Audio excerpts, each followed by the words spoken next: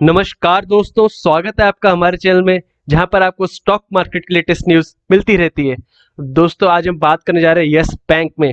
बहुत दिनों तक एक ही रेंज में चला है, तकरीबन 14.75 के आसपास की, और आज इसमें हमें अपर मोमेंटम देखने को मिल रहा है। आप देखिए आज इसने डे का हाई बनाया था 15 रुपये 35 पैसे का, पर आप देख रहे हैं कि ये सस्टेन नहीं कर पा रहा है ज्यादा तेजी को। आज इसमें तकरीबन 2.72% की तेजी है और एंड तक आते आते हमें फिर इसमें 10 पैसे की उछाल देखने को मिली है। तो हम डिस्कस करेंगे दोस्तों इस तेजी का कारण क्या था, क्योंकि कई दिनों से ये बैंक एक ही रेंज में घूम रहा था। कोई रीजन था, कोई न्यूज थी जिसकी वजह से आज इस बैंक में उछाल देखने को मिला हमें, और हम एनालाइज करेंगे कि क्या यस बैंक यहाँ से अपर मोमेंटम शुरुआत कर सकता है या अभी भी ये किसी रेंज में घूमेगा। तो अगर आज का ट्रेड देखिए हम एनएससी पर, तो आप देखेंगे आज पिछले 2 दिनों से बहुत ज्यादा ट्रेड हुए हैं शेयर्स। 27 करोड़ के आसपास शेयर्स ट्रेड हुए हैं और उनमें से 10 करोड़ शेयर्स उठा लिए गए, तो काफी बड़ी अमाउंट उठाई गई है। लेकिन आप परसेंटेज देखें तो 37.30% है। इतना बुरा नहीं बता सकते, एकदम एवरेज परसेंट है डिलीवरी क्वांटिटी की। आज काफी अमाउंट में इंट्रा डे ट्रेडिंग हुई है, लोगों ने 15 रुपए का लेवल पार होते ही अपना प्रॉफिट बुकिंग किया है। तो दोस्तों आइए वो खबर पढ़ते हैं, फिर हम बीएससी की चाइट पर ऑफिशियल स्टेटमेंट देखेंगे जो बताई गई है। तो यहाँ पर बताया जा रहा है रेटिंग एजेंसीज क्रिसिल और इंडिया रेटिंग्स, उन्होंने यस बैंक के इंफ्रास्ट्रक्चर बॉन्ड्स और other papers, certificate of deposits है और उसके अलावा टायर 2 बॉन्ड्स है, उन सब की रेटिंग ऊपर कर दी है। और उसका रीजन है जो हाल ही में फंडिंग उठाई गई और बैंक की लिक्विडिटी प्रोफाइल को लेकर। तो हम ये सब समझेंगे कि लिक्विडिटी प्रोफाइल आखिर होता क्या है, क्योंकि दोस्तों बैंक की रेटिंग्स में काफी फैक्टर होते हैं, कई चीजें होती है जिनकी रेटिंग चेंज होती है। तो हमें समझना पड़ेगा कि कौन सी चीज इंपॉर्टेंट है, कहाँ हमें फोकस करना है। तो आप देखेंगे यस बैंक के जो 20,000 करोड़ के सर्टिफिकेट ऑफ डिपॉजिट्स है उनको A2 प्लस कर दिया गया है, पहले जो A2 थे। तो हाल ही में मूडीज ने रेटिंग बढ़ाई थी यस बैंक की, और उसके बाद अब हमें सर्टिफिकेट ऑफ डिपॉजिट्स में क्रिसिल की तरफ से A2 प्लस रेटिंग देखने को मिली है। और इसके अलावा यस बैंक के जो टायर 2 बॉन्ड्स है उनको बेसल 3 नॉर्म्स के अंडर और इंफ्रास्ट्रक्चर बॉन्ड्स को BBB कर दिया है रेटिंग। तो आप देख सकते हैं BBB यानी मतलब इधर का स्टेबल।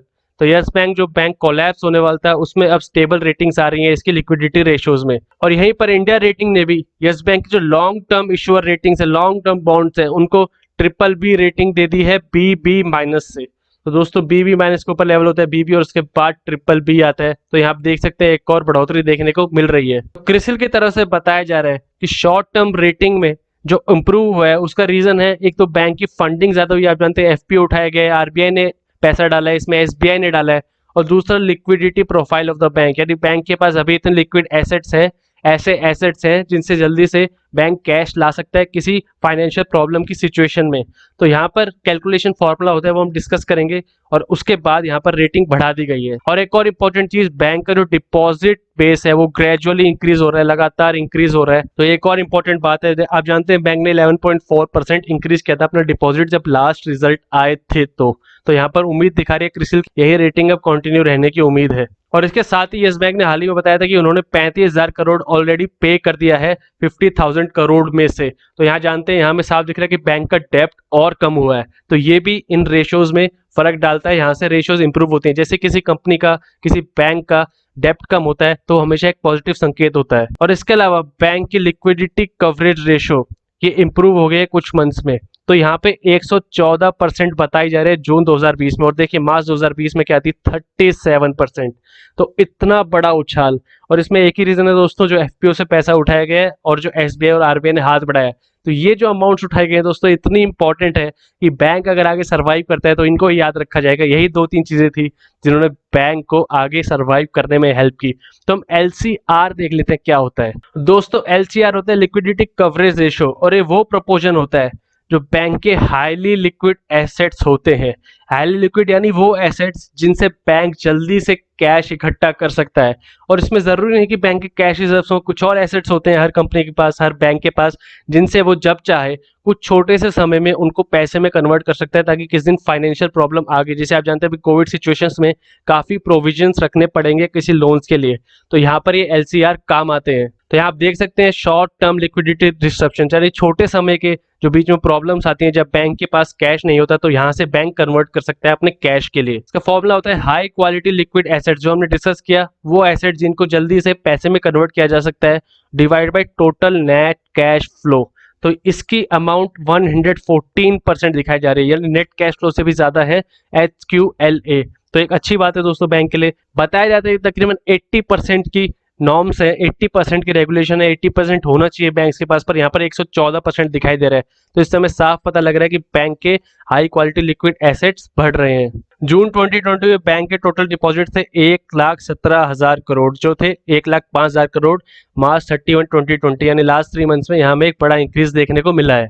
जो मेन रीजन क्रिसिल ने बताया जिसकी वजह से बैंक की परफॉर्मेंस अच्छी हुई है, वो है कि बैंक को SBI और दूसरे बड़े स्टेक होल्डर से काफी फाइनेंशियल सपोर्ट मिला है, और यही आप देख सकते हैं this will play a major role, यानी यस बैंक की आगे की क्रेडिट रेटिंग है वो यही इन्फ्लुएंस करेगी कि ये स्टेक होल्डर्स बने रहें यस बैंक के साथ। और आप जानते हैं SBI तो अब लॉन्ग टर्म का पार्टनर है जैसे कि रूल्स आए थे। और इसके साथ एक और बड़ी बात कही गई है कि एजेंसी यानी क्रिसिल और रेटिंग एजेंसी दोनों एक्सपेक्ट करते हैं कि यस बैंक की परफॉर्मेंस बेटर होती रहेगी ऑपरेटिंग मैट्रिक्स में, यानी यस बैंक का ऑपरेटिंग प्रॉफिट बढ़ता रहेगा और उसकी लायबिलिटी प्रोफाइल भी अच्छी रहेगी अगले कुछ क्वार्टर्स के लिए। तो आप देख सकते हैं अगले कुछ क्वार्टर यानी 2 से 3 क्वार्टर की आराम से बात की जा रही है यहाँ पर। और इसका एक रीजन पता है क्योंकि यस बैंक रेगुलरली प्रोविजंस रख रहा है कोविड-19 सिचुएशन को लेकर। तो यहाँ पर पोर्टफोलियो पे जो इम्पैक्ट आएंगे, जो NPAs बढ़ेंगे या लोन रिस्ट्रक्चर होंगे, तो उसके लिए बैंक ने ऑलरेडी प्रोविजंस रख दिए। आपने देखा था यस बैंक की पहले भी NPAs की बहुत लंबी लिस्ट थी, बहुत बड़ी अमाउंट थी, उनमें से पहले प्रोविजंस रख दिए गए थे, और उनके साथ साथ इन्होंने हाल ही की सिचुएशन के लिए भी प्रोविजंस रख दिए हैं। दोस्तों अब हम सर्कुलर पर आते हैं कि मेन सर्कुलर क्या डाला गया है। तो यहाँ देखते हैं, हमने अभी डिस्कस किया सर्टिफिकेट ऑफ डिपॉजिट्स A2 कर दी गई है A2 प्लस से। तो इसका क्या मतलब है सर्टिफिकेट ऑफ डिपॉजिट्स? तो दोस्तों ये वो डिपॉजिट्स होते हैं जहां पर कस्टमर को बैंक में पैसा जमा करने को कहा जाता है, पर वो एक फिक्स्ड अमाउंट के लिए होता है डिपॉजिट। तो आप जानते हैं आप अपने नॉर्मल अकाउंट से कभी भी पैसा निकाल सकते हैं बैंक से, ATM के थ्रू, किसी के भी थ्रू, पर ये जो सर्टिफिकेट ऑफ डिपॉजिट्स होते हैं यहाँ पर बड़े बड़े इंस्टीट्यूशंस भी डिपॉजिट करते हैं। यहाँ पर मिनिमम अमाउंट 1 लाख होती है और ये 7 दिनों से 1 साल के बीच में रहती है इसका टेन्योर। तो अगर यहाँ पर इतने टाइम के लिए कोई एक फिक्स डिपॉजिट रहता है तो बैंक को रहता है कि उनके पास अगले 1 साल के लिए तो पैसे हैं। तो इनके हाई इंटरेस्ट रेट रहते हैं, यानी बैंक इस पर अच्छा इंटरेस्ट रेट देगा ताकि लोग अट्रैक्ट हो इसकी तरफ। तो इनकी रेटिंग अच्छी दे दी गई। आप जानते हैं हाल ही में 81 बॉन्ड्स को लेकर यस बैंक का एक केस हुआ था, कल हमने वीडियो बनाई थी उसकी, आप उसको देख सकते हैं समझने के लिए कि 81 बॉन्ड्स होते क्या है। और यहाँ हमें एक इंप्रूवमेंट देखने से पता लग रहा है कि यहाँ पर ऐसे डिफॉल्ट होने के बहुत कम चांसेस है। इंफ्रास्ट्रक्चर बॉन्ड दोस्तों गवर्नमेंट की तरफ से इशू होते हैं, इंफ्रास्ट्रक्चर में यूज होते हैं, यहाँ भी BBB से BBB ही रखी है, यानी रीअफर्म कर दी गई है। और टायर 2 बॉन्ड्स देख सकते हैं आप, ये भी सेम रखी गई है BBB से।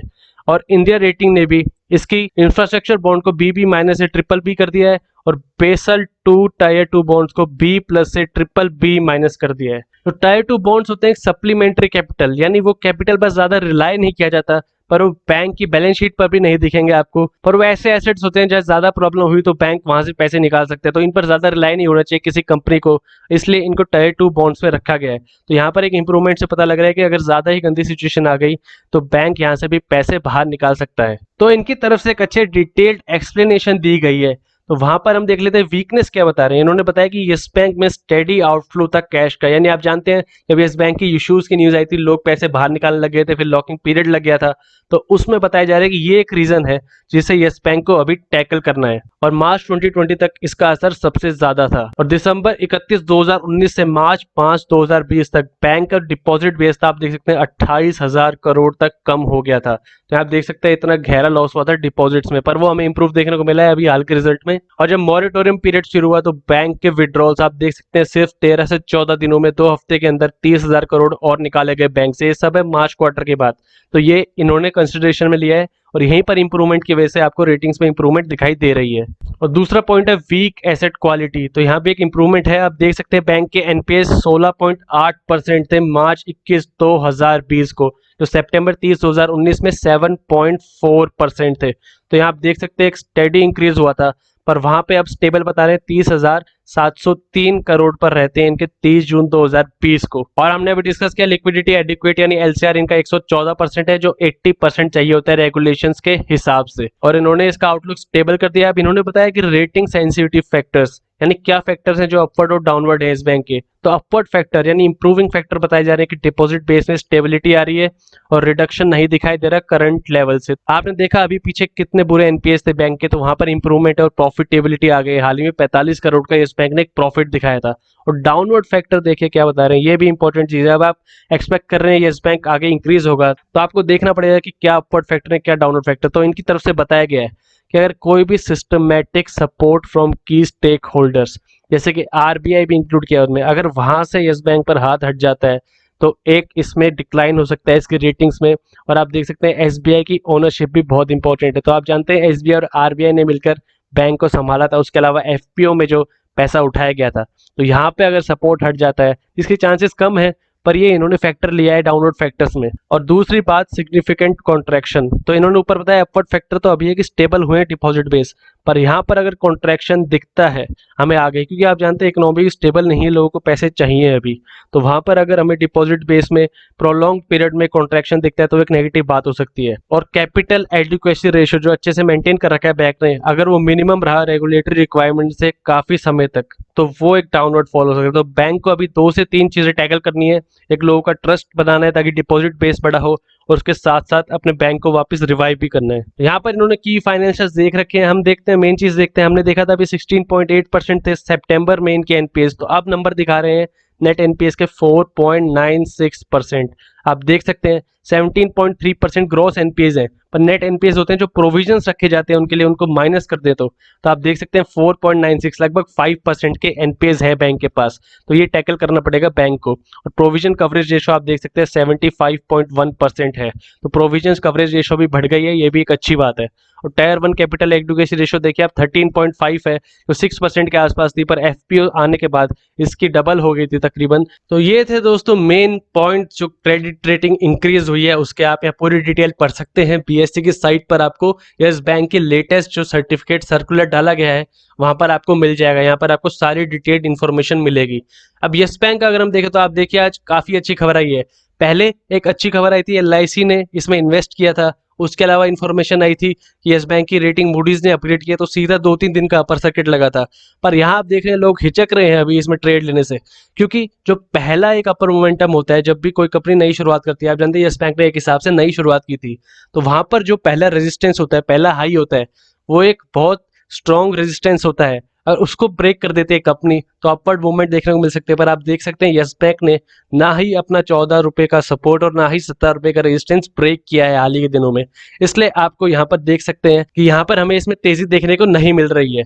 तो दोस्तों मैं कहूँगा आप इसमें अब शॉर्ट टर्म के लिए तो बिल्कुल ना उसे, अगर आप इसमें एंट्री लेना चाहते हैं तो 2 से 6 महीने के बीच में अपना टारगेट जरूर रखें। और इसका प्राइस अगर आपको इस समय हाई लग रहा है तो आप इसको एक बार फिर नीचे आने दे सकते हैं, क्योंकि दोस्तों ऐसा तो है नहीं कि एकदम से ऊपर चला जाएगा। 70 रुपए का इसने स्ट्रॉन्ग रेजिस्टेंस बना रखा है।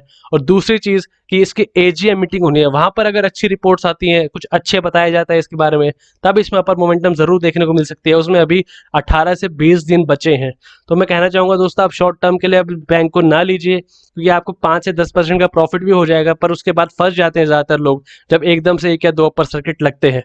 पर नीचे की तरफ भी जा सकता है, मैं आपको बता रहा हूँ 14 रुपए का एक सपोर्ट है और 17 रुपए का रेजिस्टेंस है। तो यहाँ पर आप इसको सिर्फ मिड टर्म और लॉन्ग टर्म के लिए लें। तो ये थी दोस्तों यस बैंक की लेटेस्ट न्यूज और एनालिसिस। वीडियो पसंद है तो लाइक कीजिए और ऐसी और वीडियोस के लिए हमारे चैनल को सब्सक्राइब कीजिए।